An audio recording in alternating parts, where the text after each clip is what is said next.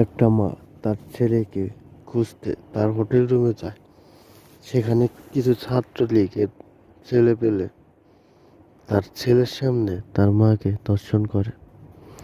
ছেলেটি ফেসবুকে স্ট্যাটাস দিয়ে বলেছে তার মায়ের ধর্ষণের প্রতিশোধ যেন সাধারণ জনগণ নেয়।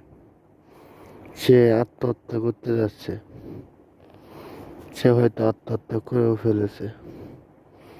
আমাদের উচিত নিজেদের এখন কলম হতে অস্ত্র তুলে নেওয়া, না হলে আমরা অত্যাচার নিপীড়ন সহ্য করতে হবে।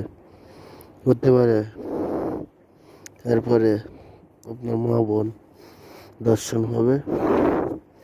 এই জন্য রাজপথে যখন নেমেছেন তবে তা হাসিল করেই ছাড়ো।